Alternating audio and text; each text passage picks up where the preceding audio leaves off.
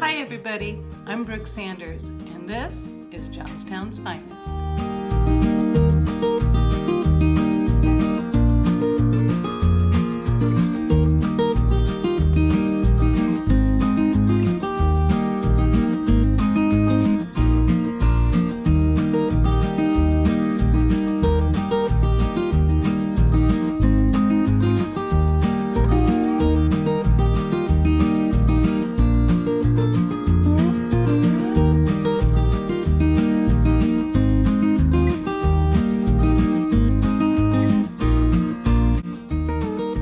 Hi folks, Brooke Sanders here with Johnstown's Finest, and we are here today with Missy and Trish from Women of Wood. And I've been really excited about doing this video for these two gals because I have a passion for wood. So, how are you two gals doing today? Oh, good. How are you doing today? Really good. It was a beautiful drive. It's very nice out there. Yes. Thanks for coming out. We appreciate it. Appreciate it a lot. Really looking forward to what you have to show to me and to all of our community members here in beautiful Johnstown. Great. So a couple of quick questions. What got you started in working with wood? Let's start with Trish. I've just liked doing it. I did the little projects, and then when I met Missy, she was into it, and we just went full tilt with it on making different things, and she's been doing it a lot longer than I've been doing it. I've only been doing it for a year. Okay. And she's been doing it for 30-some years. Yes, yes. And what got you started, Missy? My dad. Your dad? This was originally my dad's shop. Okay. And we've since made some modifications, bought all new tools, did a few things like that. But he's the one that really got me started back in this shop and making different things. I got started, he was doing crates and a couple other things. And then I started making gifts, Christmas gifts mainly, for my family members. So I would do those, in the winter. So I was at first kind of a one-time-a-year woodworker. Yeah. But then I've turned into a full-time woodworker just because I just have a passion for it. Yes, and yes. And that's something I really enjoy doing. Doesn't feel like work at all for me. Right, You right. know, and I like creating things, and not following anybody else's pattern, just Right. kind of doing my own thing. Yeah, and that means you're a true creative. Yeah. Yes, So, yes. and Trish, once we got together, I always smelled like sawdust, basically. And That's not a bad smell. Yeah, so I smelled like sawdust. So I kind of clued her into what I was doing, and she actually set up a small shop in her home, out towards Pittsburgh where she lived. And so when we would spend our weekends together, we had a shop at both places. Oh, wow. That's Yeah, really so, cool. Yeah, it really is. And then I moved up here, and I'm permanent now in Johnstown. And Welcome, got welcome. a job up here. And Yeah. I said it's a totally different change, but I love it. Oh, it's beautiful here. Yes, it It's is. truly People are truly very some nice. God's country Yeah, here, it right? really is. Yeah, I love it here. I don't think I'll ever move again, and I'm a gypsy. So that's really saying something. Yes, it is. Yeah. So I'm excited to see what kind of projects you're going to be showing us today. So why don't we get started with that? Okay, Great. Hi. Hi. Let's get started with your first project you want to show us. Well, this is slabs of wood that I get. They start out like this, and then I just go ahead and get them all sanded down. And once I get it sanded down, what I do is I call it the electrifying the wood, and it leaves in these really nice marks on it, and it starts burning the wood, and it goes in its own direction however it wants to go, and it just keeps right on going and keeps burning, and I just let it go and let it just do its thing, and I walk away from it and let it go. Oh, how interesting. Okay, folks, so we're going to walk away and then we'll come back and see what this looks like. How cool is that?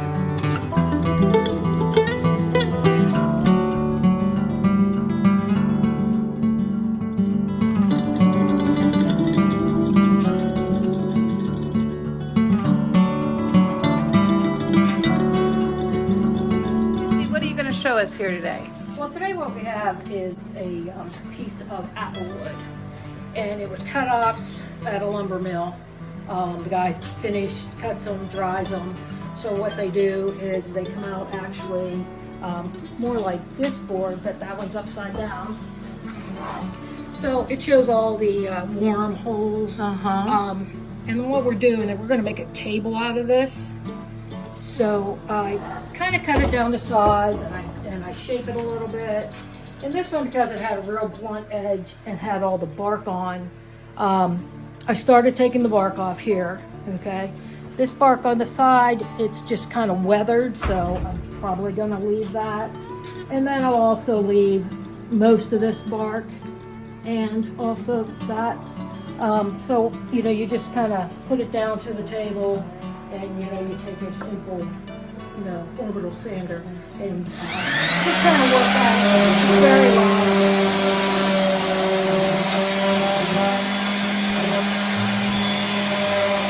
So what do we got here? Lasering, and get any photo that you have, and this is actually Missy's dog.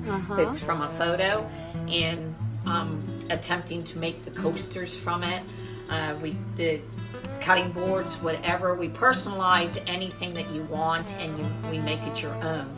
So if you want a certain saying, you want a certain size, whatever it is, you just let us know, and we'll go ahead and make it up for you. So custom made. Custom made. If you have a cutting board and someone's getting married, or you want a fancy sign that says Tim and Jill and married, you know, October 21st. And the charcuterie business is a hot business right now. That would be a fabulous wedding gift, a charcuterie board with the couple's date and and you can put the wedding bells and different, whatever you want on it. It's all done for each person. None of the artworks, any two things are alike. Every single thing is different. Nothing is ever one the of a same. kind pieces. Most excellent. Well, thanks for sharing that with us. No problem.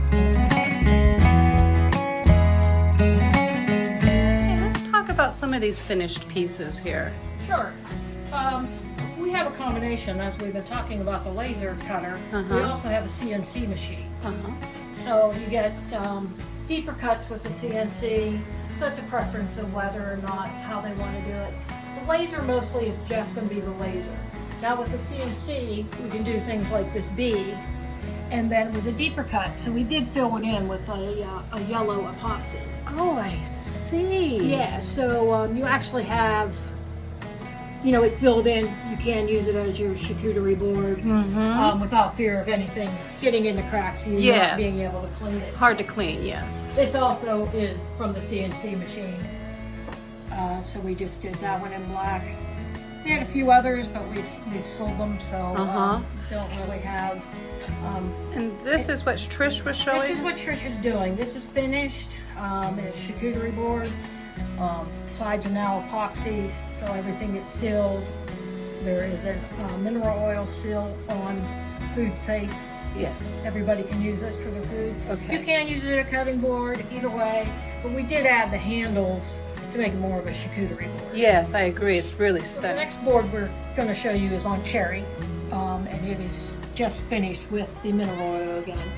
But we have cut it in multiple pieces. We inserted purple heart and maple. And the maple is, we made it thin enough that we can make the curve. Yes. So it is all very tight. You don't have to worry about any cracks. Show the back for everybody. The back Oh, that is just stunning. is the same. Yes. So, and we try to keep all natural woods. This is a one board. So you are going to see the knots, and you are going to see the characters of the wood, which makes it really one of a kind. Oh boy, And that's anytime beautiful. You can use that. I think love it. it. Makes a beautiful project. Oh, it's a great piece. And cut board that you take and you put all the boards together.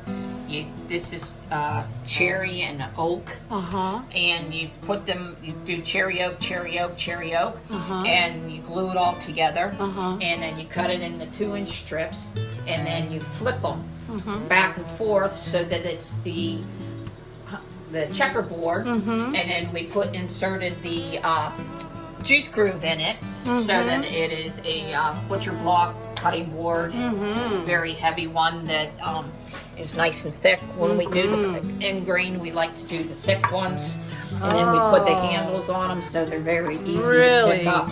Really well done. Let's flip that over again. Look at that, folks. Oh, brilliant. Love it.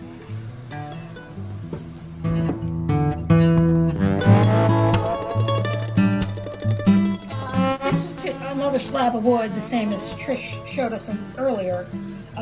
We just sanded it down, and this one had natural holes in it. So what we did is I took epoxy and filled these holes. And this can be used also as a cutting board, charcuterie board, but it all works really nice. We kept the natural on the edge, so you see, you know, just taking the bark off, it still leaves some markings of the wood and the growth, which is kind of nice to see. See the grow rings. Yeah, you can see the grow rings. And look at the epoxy and on the other epoxy, side. Yep, it comes right through. That's a neat So piece, too. you really, you know, anything of wood, we're going to try to create something out of it. I mean, we really do look for different things to do, different types of wood. We don't always want to use the same wood.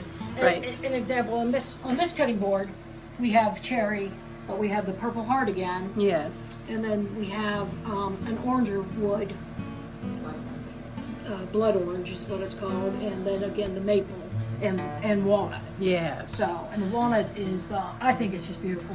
It is. I really enjoy it. I just love this whole thing. Those are my favorite woods, all in one. Yep, and then we put a juice groove in. So So a lot of people like to have that juice groove with their cutting boards. yes, yes. So you can have them, of course, not have them, but we do, you know, tend to try to do what the customer wants. Sure, absolutely.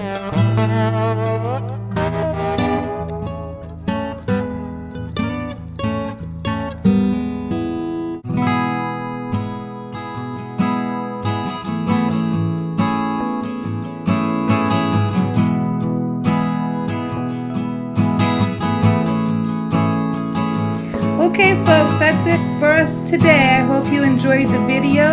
Make sure you get your holiday orders in soon because it's upon us. And I'll see you soon. Bye!